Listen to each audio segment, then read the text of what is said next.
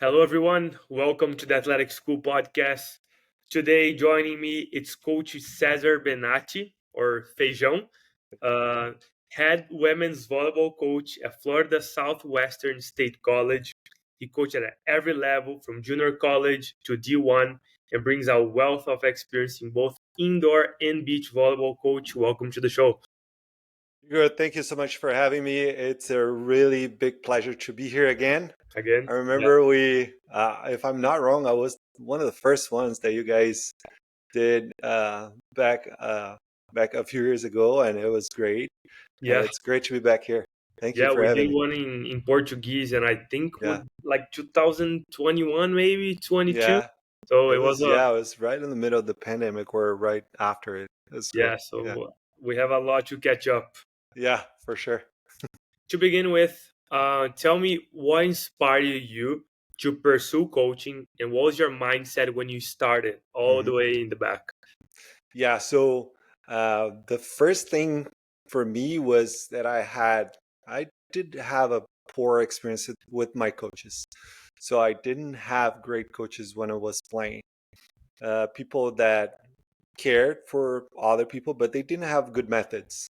So it was like, you do what I say and don't don't question me. I had zero autonomy.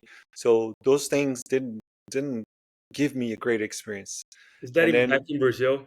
back in Brazil, yeah, I didn't play here in the United States. I just played in Brazil.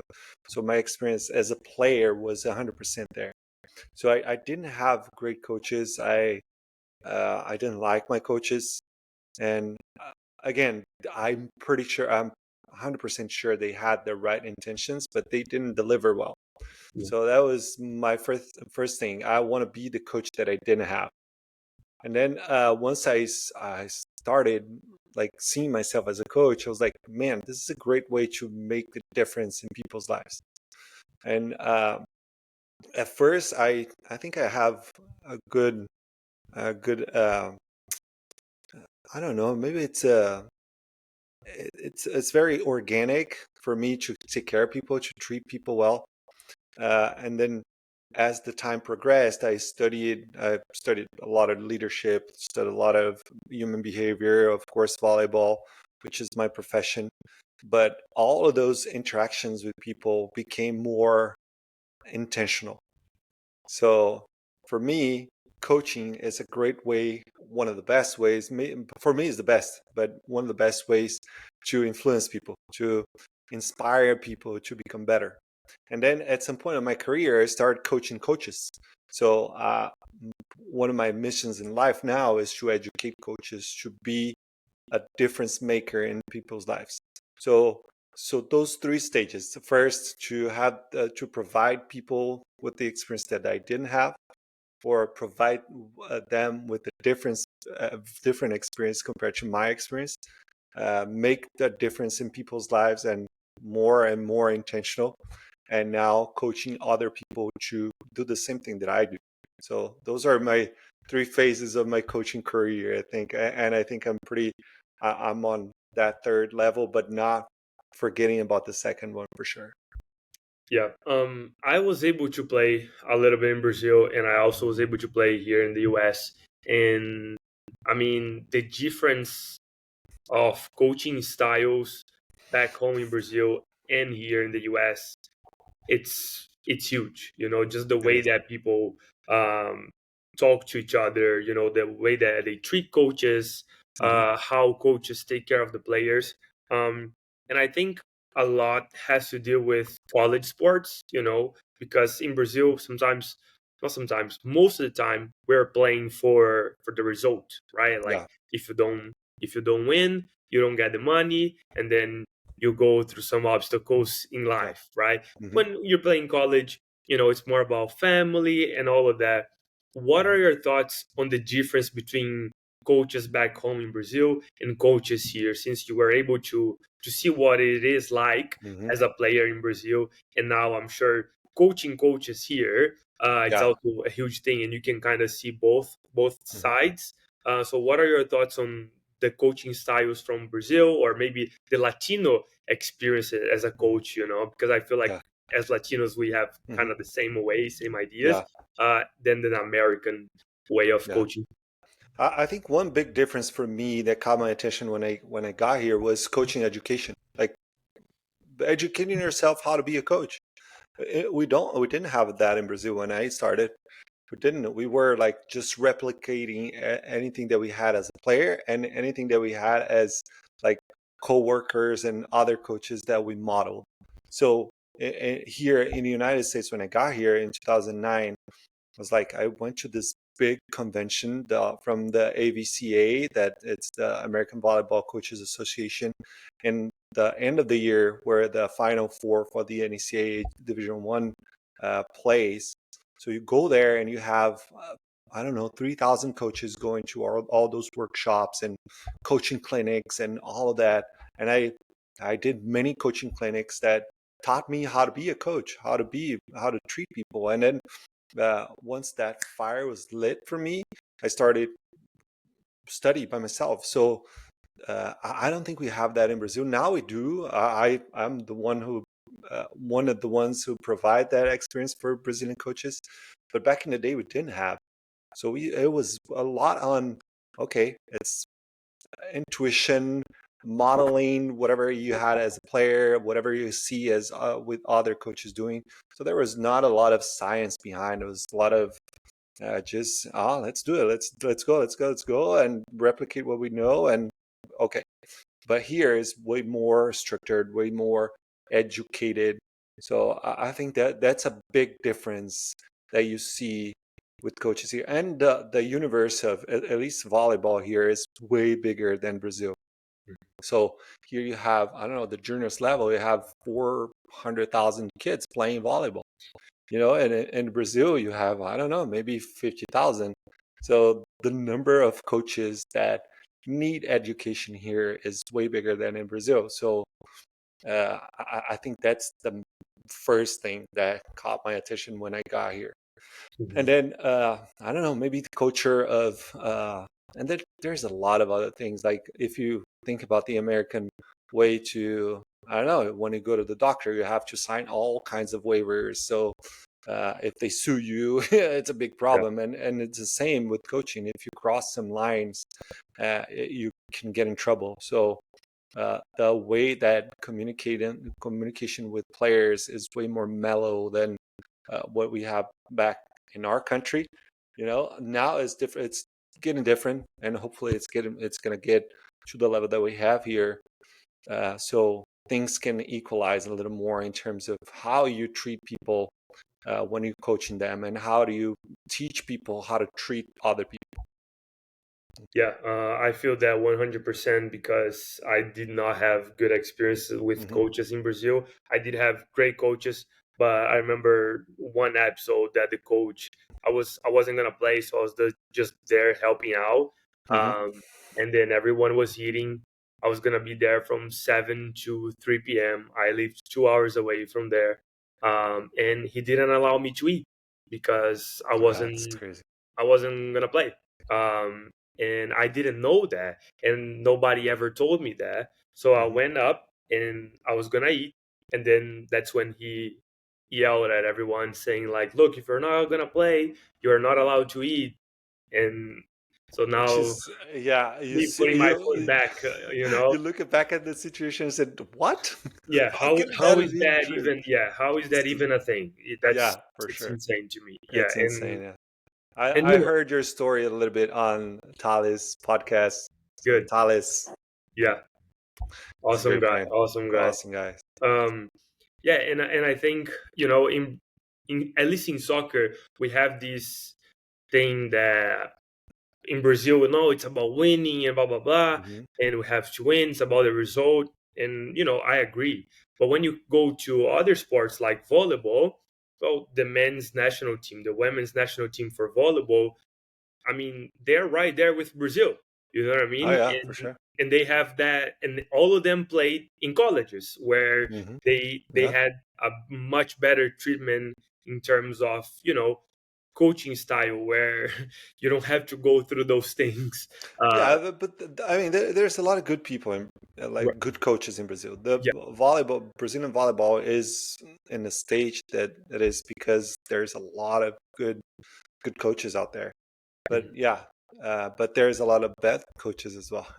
And it's not that here in the United States you don't see those things. You do see, yeah, but it's a smaller scale, I'd say. for sure. Um, you won a national championship at Western Nebraska. Um, and when you get to that point, when you're winning at a high level, how does that change your beliefs in terms of success and team culture? Mhm. Did it change anything, or it was a like, no, I'm doing everything right. Let me just keep doing it. No, it does. It does change. It changes a lot because when you go through a process like that you achieve that kind of success, and you achieve something that it's like at first we didn't think we could ever get to that point. And when you're going through that process, like you see what you're doing that it's working, and you're like, well, okay, this is the higher level. This is the high level. Let's keep it doing. Let's keep doing. Let's keep evolving. And once you get there, you unlock some beliefs that were blocked in your head. You're like, okay, I can actually achieve that, and maybe I can replicate that.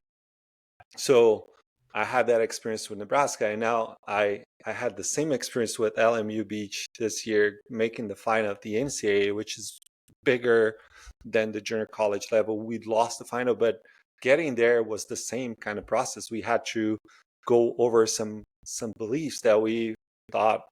I mean, what do we have to do now with more experience? Of course, the path was a little easier, but easier is easier in terms of making decisions, but not that it was easy. Not by any means was easy, but it shows you like some fears and some blocks that you had before, they're not going to be there anymore. It's just a matter of changing the methods, changing the way, changing the people, but you can achieve that.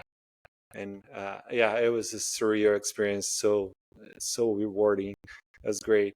And then to get there, you need a lot of discipline. You need a lot of teamwork. I mean, you for you to achieve that, you have to have some level of uh, discipline that is above the level, above the normal. To endure all that process, you have to have a teamwork that it's above the level that you are used to.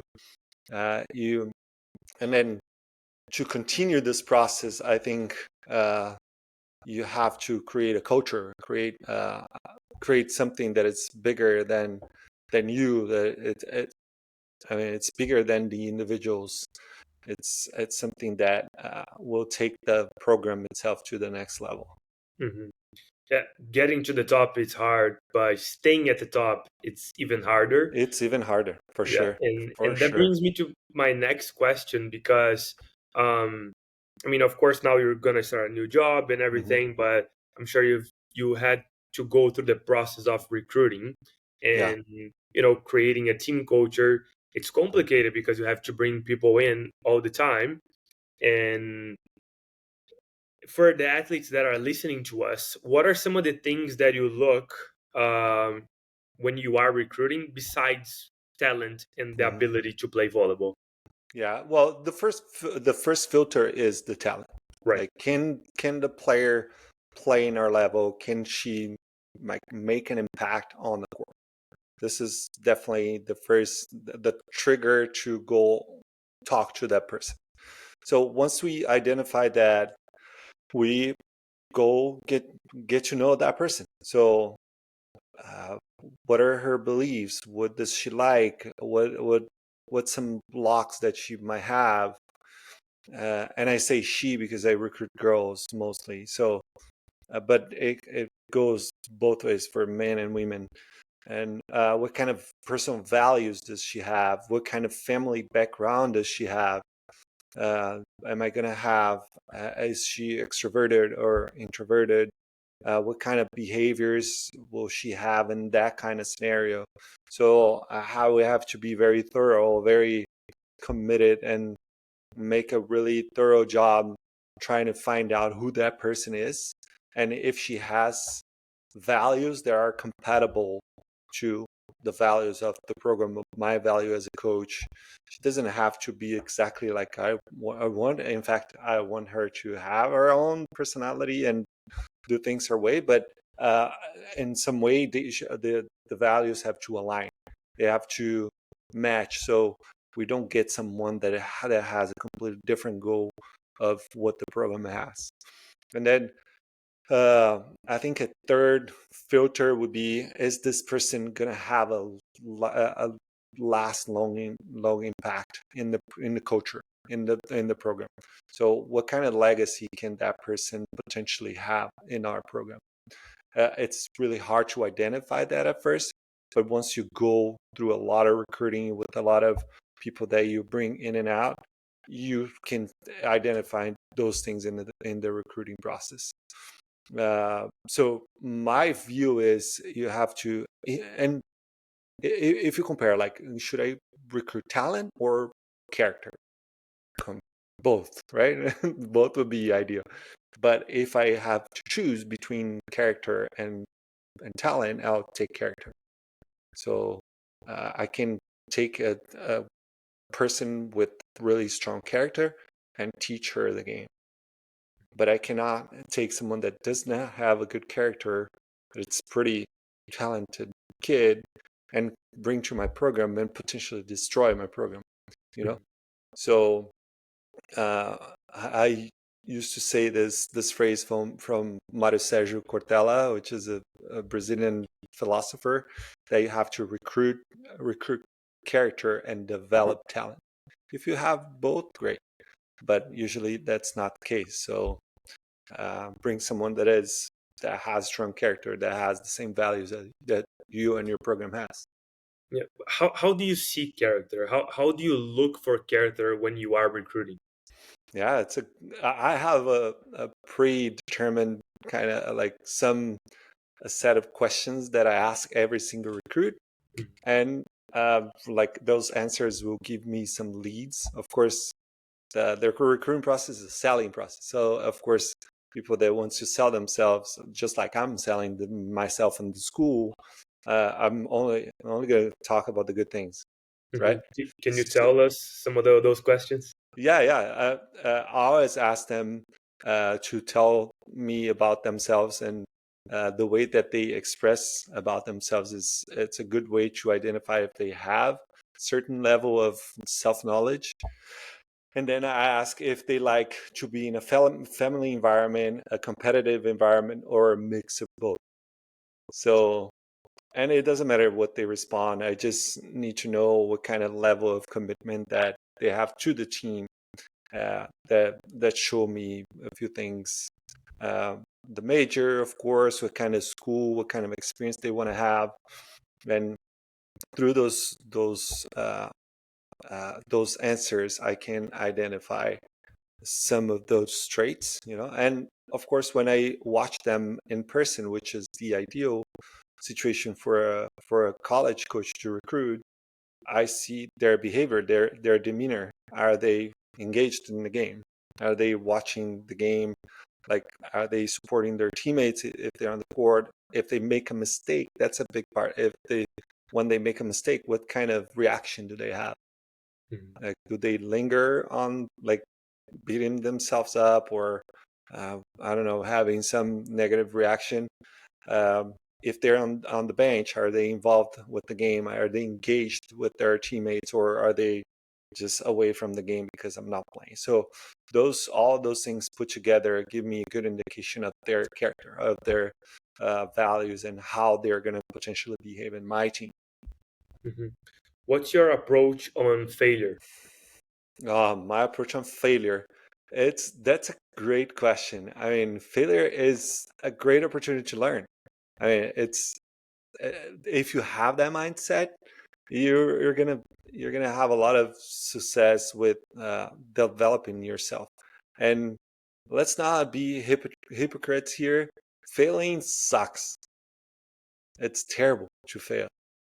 Like this feeling of I don't know, frustration, shame, uh, all of that is real. You cannot like take that away from yourself when you fail, you know, and especially depending on the level of the failure, like that's going to impact you and your work directly. Like uh, it sucks, but it's a great opportunity to learn. Like once you go through that situation and you go through those experiences that bring all of those emotions, you will behave and you're going to be pretty diligent, trying to avoid those mistakes again, and learning with those experiences is what's going to make you grow. That a failure by default takes you out of your comfort zone, right? So there's a lot of growth out of the comfort zone if you have the eyes for it. Um, Going to a new job right now as a head coach, Mm-hmm. moving across the country. What's the team culture that you're trying to implement and build from day one? Mm-hmm. So I'm getting to a program that has had extreme success. Like the last 87 games that the team played, they won 24. They lost 3 matches in the last 3 years and won 3 national championships in the last 3 years. So It's a lot it's of pressure. that's yeah, it's a built-in pressure that I'm gonna have going into the program. But at the same time, it's great. I mean, it's way better to go into a winning team than a loser team for sure. That's what I think. But my mindset going into it is like I don't intend to come in and change everything because they have won, not me. Like they did the work and they did a great job building that program. And the culture uh, is absolutely amazing. It's something that very few times in my life I saw that. It's a big family, and it caught my attention so much when I accepted the job and had the call with the girls. And when I went there for my visit, I had already accepted the job. And when I got there and saw with my own eyes how they behaved with each other, was like, man, this is amazing.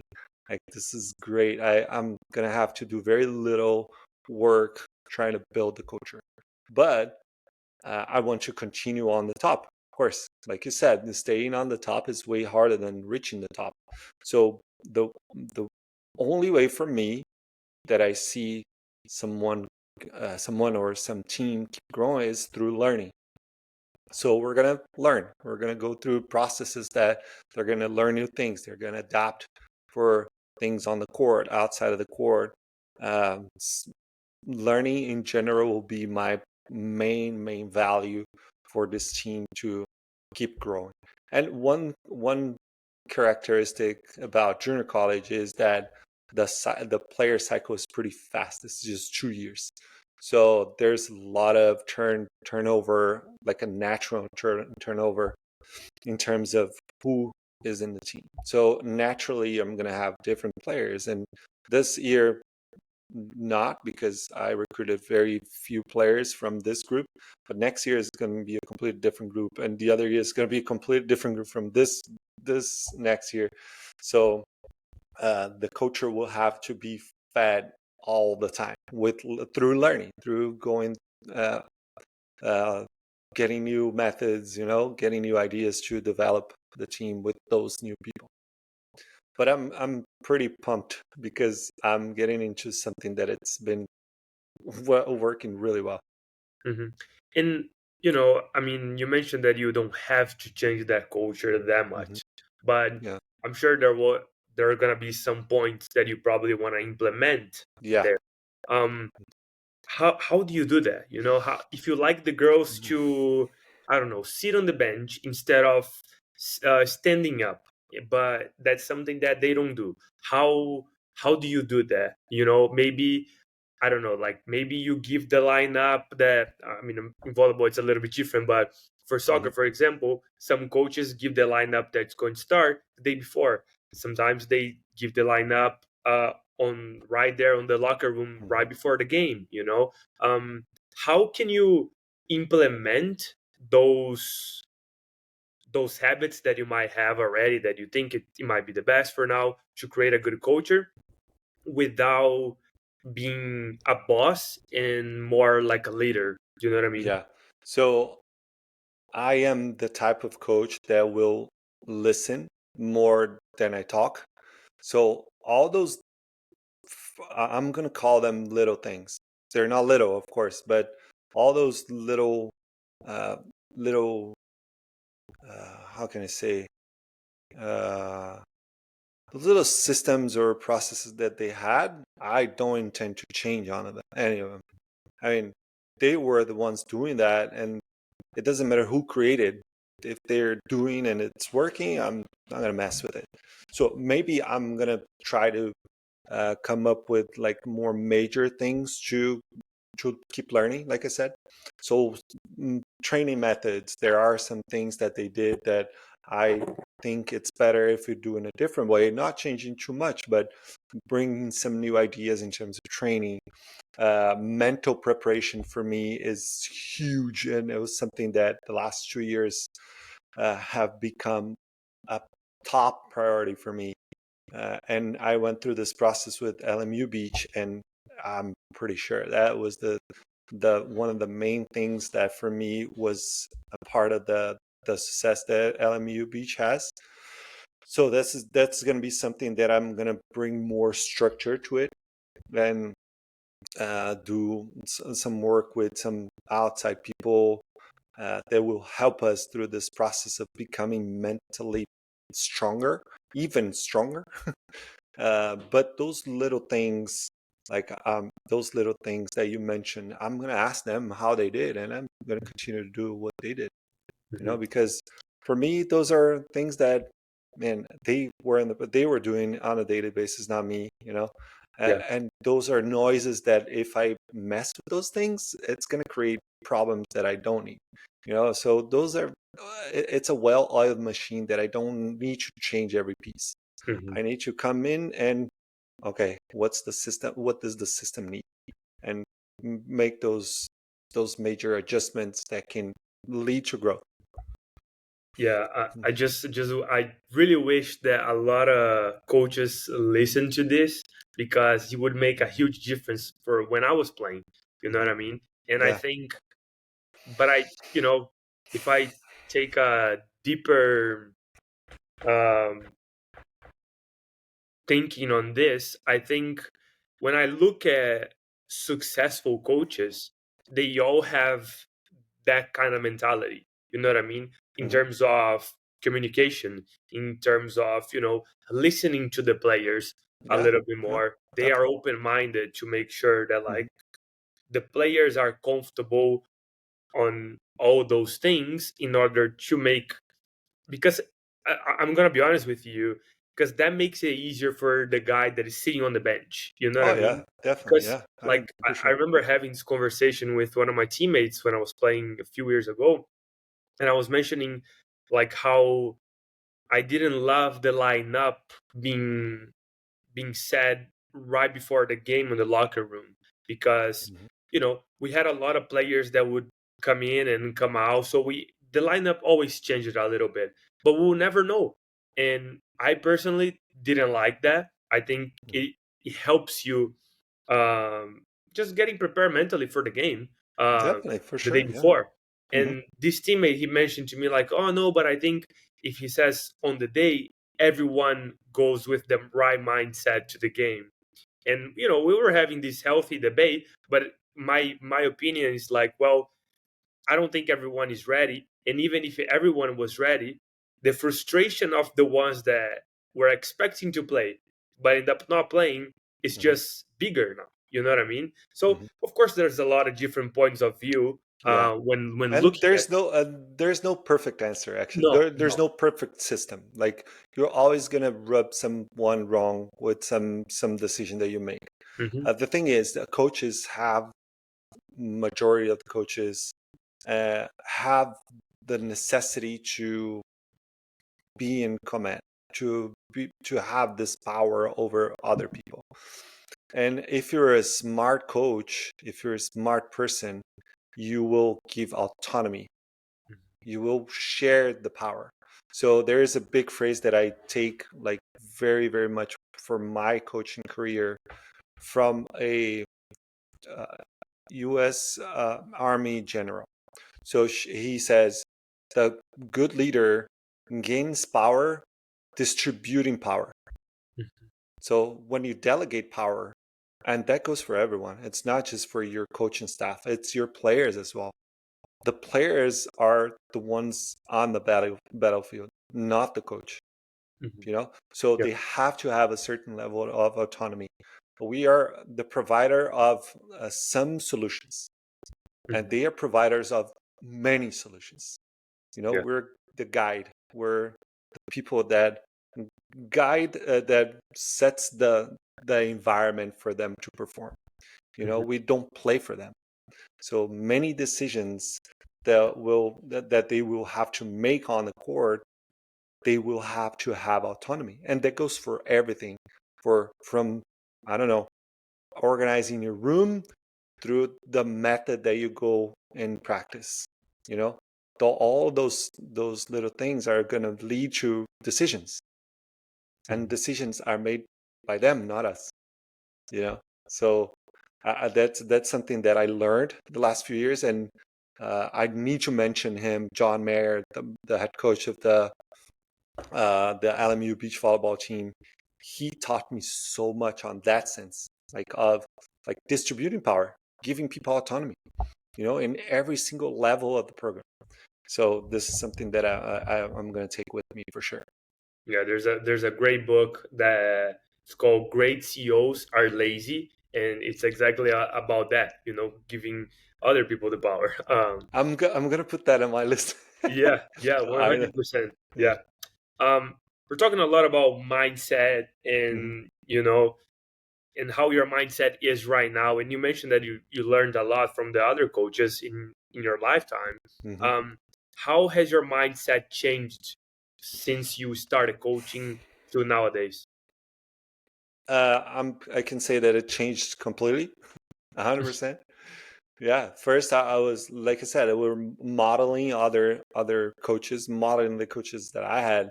So it was pretty much do what I say and no questions. Old training methods that I'm not gonna go into details here, but those high reps and not representative of the game. So those old methods are way back there. I don't want to use them anymore. But one thing that I've always had, that was that power of connecting with people. I've always had that in a natural way, organic way, whatever you want to call. But once I started studying leadership and started studying human behavior, I started doing that on purpose, intentional. So that was a big shift on my career when I started realizing that coaching is about connection. It's about connecting with other people and making a difference on people's lives. So that was the big shift for me. And that, of course, the other part, the methods, that studying the game and in a really deep level, all of that led for me to grow as a coach. You're mute. I don't know what happened, but That was on me. One last question that I always ask the guest speakers is, what is one thing you would share with the world? All right, I'm going to share two if you let me. Of course, please. So those two phrases are really, really important for me. And when I understood them, I was like, yeah, that's the way to go. So the first one is from Franklin Roosevelt. Is nobody cares how much you know until they know how much you care. So you can have, and especially when I started coaching coaches, people started to see me as a reference, as a authority, whatever you want to call. But it doesn't matter if I'm an authority, if I'm an asshole to people, if I don't treat people right. So my main objective when I meet someone, when I have a relationship with someone that it's starting today or I'm friends with them for 30 years, is to treat them right, to be kind to them, you know. And the other phrase is people might not remember what you say or what you did, but they always going to remember how you made them feel. So making, and that it's very connected to that first idea as well. So treating people right, developing strong relationships. Uh, if you make a good impression in people's lives, they're gonna succeed. They're gonna replicate that behavior, And I am a true believer that we're here, and especially as a coach, to make a difference in people's lives. So I live my life, not just my coaching life, but my regular life under those two principles every single day. Mm-hmm.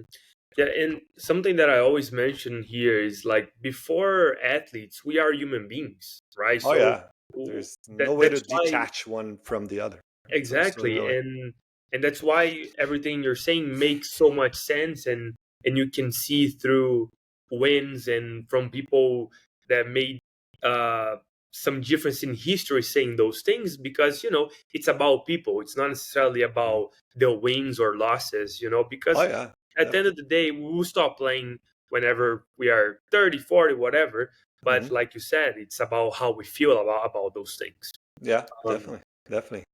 Totally is agree. there uh, any books that you would recommend for athletes that For are athletes. maybe, I don't know, trying to get recruited, going to Hmm. play, improve their game in a way? Is there any books that you would recommend for them? Oh, there's so many. Yeah, Where please. do I start? Yes, send them all. I would say there are some very simple books from, especially John Gordon. Mhm, He writes really good books that have really strong messages in a really simple way. So I'll mention a few here. So the Energy Bus, it's a classic. The No Complaining Rule is the one that made a huge impact in my life. The other one would be You Win in the Locker Room First. It's a classic as well. Um, Happiness Advantage, that it's mhm, from a professor from Harvard, that it's actually a class there now. What else? Legacy, the leadership uh, principles from the All Blacks, that book called Legacy. Uh, oh, and one that it's made so much difference in my life, Extreme Ownership from Joko Willink, and mhm. I forgot the other author, but this book is fantastic. So I'll stop here, otherwise I'll keep saying. No, I But those love books are those. great. Yeah, those books are great, and will definitely keep you busy for a good 6 months, maybe. Yeah, until we do another podcast, and then you Yeah, can yeah, give us another one. yeah. Uh, Cesar, thanks so much for joining me. Where can people connect with you? If you Mhm. are on social media, where can Yeah. people find you? So I have two Instagrams that I post a lot of things about coaching. Well, one that is only about coaching, that it's Cesar Feijão Benatti. This name that is it's here. It's all one at Cesar Feijão Benatti. And the other one, and this Instagram is mostly in Portuguese, but you can click the translate button and Mhm. understand. My personal one that I mostly post about my life and my current work is Cesar Benatti, just my name without the nickname in the middle.